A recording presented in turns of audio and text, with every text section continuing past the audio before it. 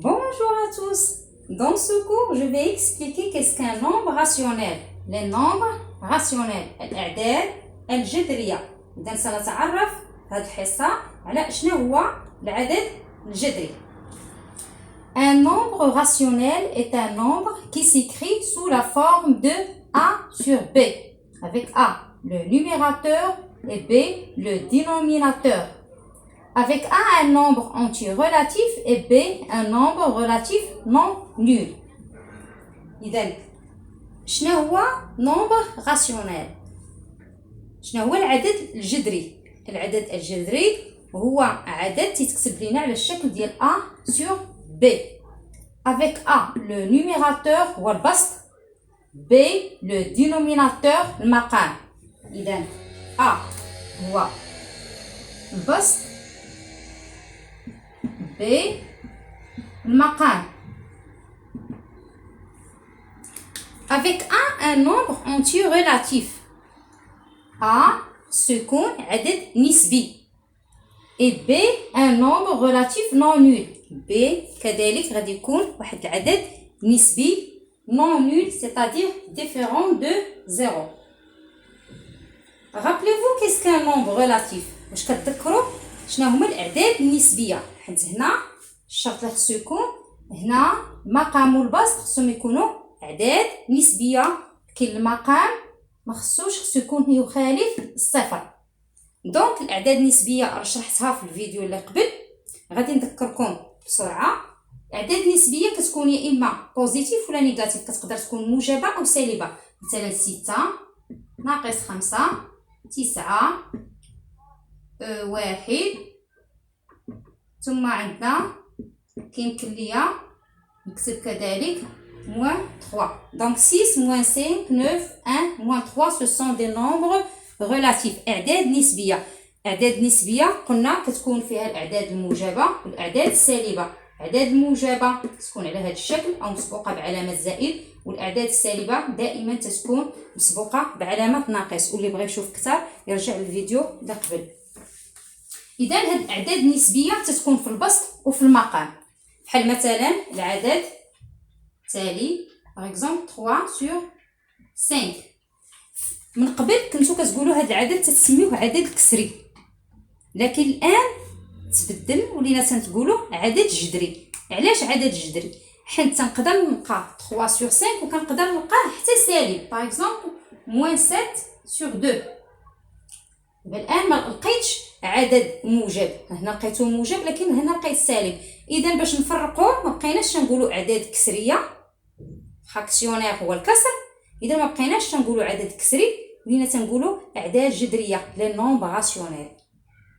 لي نومبر راسيونيل هما أعداد كنقدروا نلقاوهم موجبين، نقدروا نلقاوهم سالبين، ولكن الشرط اللي خصو يكون حتى في الأعداد الكسرية من قبل ما كنتوش كتلقاو صفر. إذا هاد الكتابة خاطئة. باغ اكزومبل 3 sur 0 ما كايناش. إذا ما تيكونش عندنا B un nombre relatif non nul, c'est-à-dire différent de 0. ما تيكونش عندي صفر في المقام. هذا هو التعريف ديال الأعداد الجذرية ديال لي نومبر راسيونيل. إذا الآن غادي نعطيكم بعض الأمثلة وغادي تشوفوا واش العدد واش جذري ولا لا. باغ اكزومبل 4 كيقدر يعطيك الأستاذ في شي تمرين 4 وغيقول لك هذا واش نومبر راسيونيل، واش عدد جذري. وقلنا انه باش يكون عدد جذري خصو يتكتب ليا على هذا الشكل A sur B. كنعرفوا بان الا كان عندنا عدد صحيح راه غادي يمكن ليا نكتبو على على في المقام غادي يمكن ليا نكتب 1. دونك 4 sur 1 ها هو ولا تيتكتب ليا على شكل A sur B، مع ان B خصو يكون كيخالف صفر. عندنا 1 مخالف لينا الصفر، اذا 4 هو عدد جذري، هو نومبر راسيونيل. اذا هذه بالنسبه لهذا المثال. نعطيكم مثال اخر 2,6. 2,6 est-ce que 2,6 est un nombre rationnel؟ واش هو عدد جذري؟ باش نعرفوا واش عدد جذري ولا لا خصني نشوفوا واش يمكن ليا نكتبوا على هذا الشكل A sur B. دونك 2,6 الا ضربت الفوق في 10 والتحت في 10 غادي يعطيني 26 sur 10. حيت اي عدد باش يكون عندي متساويه صحيحه خصني نضرب البسط والمقام لو نيميراتور و لو دينوميناتور في نفس العدد. اذا الفوق ضربت 2.6 في 10 عطاتني 26.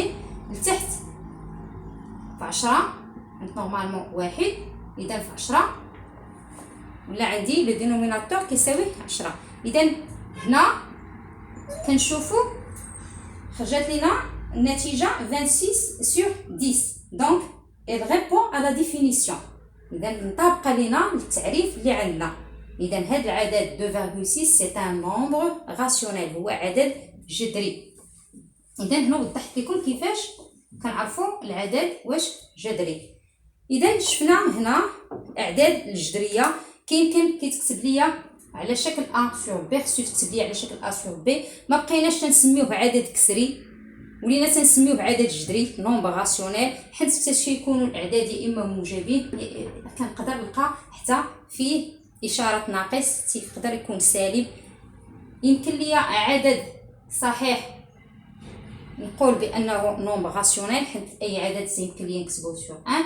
لي نومبر ديسيمو حتى هما وريت كيفاش يمكن ليا بحال 2.6 كيفاش غادي نرجعوا على شكل ا سور بي. هذا هو التعريف ديال الاعداد الجذريه. On passe maintenant pour étudier le signe d'un nombre rationnel. غادي نشوف الاشاره ديال عدد جذري.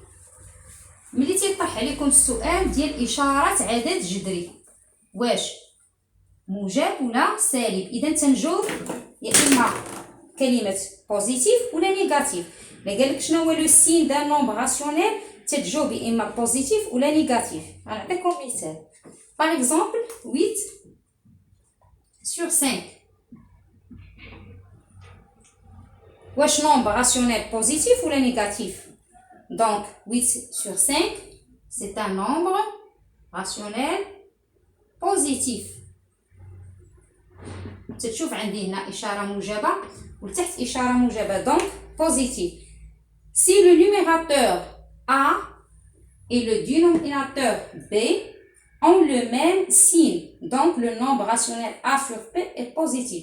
إذا هنا البروبريتي الخاصية اللي تتقول لنا أن إلا كان عندنا البسط والمقام عندهم نفس الإشارة، تشوف هنا موجب وهنا موجب، إذا كنكتب بهذا العدد بأنه بوزيتيف. غنعطيكم مثال دوزيام كا، مثال آخر. مثلا باغ اكزومبل موان 4 سور موان 7. لا طرح عليكم السؤال مثلا شنو لو سين ديال هاد لو نومبر راسيونيل، كاين لو سين دو سو نومبر. دونك عندنا ميم سين، عندنا هنا لو موان هنا لو موان، دونك سي ان نومبر راسيونيل بوزيتيف، هو عدد جذري موجب. لحقاش البروبريتي الخاصيه اللي عندنا تتقولنا سي لو نيميراتور A et le dénominateur B ont le même signe، نفس الاشاره. اذا كان عندنا في هذا نفس الاشاره وهذا وهذا عندنا الفوق وتحت البسط والمقام نفس الاشاره، دونك لو نومبر راسيونيل اي بوزيتيف. اذا هنا شفنا ان في بوزيتيف عندنا جوج حالات، حاله باش انه تيكون الفوق البسط والمقام بجوج موجبين، الحاله الثانيه ملي تيكون البسط والمقام بجوج سالبين، اذا العدد مباشره تنقول انه بوزيتيف. غادي نشوف troisième cas. Si le numérateur propriété الخاصيه تتقولنا si le numérateur A et le dénominateur B ont des signes différents, donc le nombre rationnel A sur B est négatif. اذا كان عندنا par exemple moins 3 sur 2، إلا كان عندنا إشارات مختلفين دي سين ديفيرون، تنشوف هنا عندنا إشارة نيجاتيف، هنا إشارة بوزيتيف، سالب وهنا موجب، إذا مخالفين. إذا اش غادي نقول لو نومبر راسيونيل إي نيجاتيف، هو عدد سالب. إذا هادو هما الحالات اللي عندنا في الإشارة ديال العدد الجذري. عندي واحد الغومارك غادي نزيدها لكم هنا، بان هاد العدد راه يمكن يتكتب ليا موان 3 سور 2، الموان نديرها هنا الفوق حدا لو نيميراتور، كيمكن نديرها هنا قبل هاد الخط، غير هي تتكتب مقابله مع هاد الخط، موان 3 سور 2، وكيمكن تنزلها dénominateur par exemple 3 sur moins 2. إذا هاد الحسابات 3 صحاح، واخا ندير لو موان هنا ولا لو موان هنا مقابله مع الخطه ديال الكسر ولا لو موان هبطها لتحت. إذا حسابات 3 صحاح. غادي ندير غومارك لتحت. دونك موان من هاد الخاصيه موان A sur B égale moins A sur B égale A sur moins B. دونك هاد ليكريتور كاملين متساويين، يا اما على هاد الشكل ولا على هاد الشكل ولا هاد الشكل. دونك في لا بروشين فيديو ان شاء الله جو في اكسبليكي لا سامبليفيكاسيون، الاختزال ديال نومبر راسيونيل، كيفاش غادي نختزل الاعداد الجذريه، وغادي نسترقوا لا كومباريزون ديال نومبر راسيونيل، المقارنه ديال الاعداد الجذريه. اذا هذه هي البارتي الاولى، قدمت لكم الجزء الاول ديال لي نومبر راسيونيل. تبعوا معايا الفيديو الماجي، غادي تكون فيه البارتي نيميرو 2 اللي غندوي فيها على لا سامبليفيكاسيون ديال لي نومبر راسيونيل اي لا كومباريزون ديال نومبر راسيونيل. كنتمنى تكونوا استفدتوا، اي على فيديو بروشين ان شاء الله.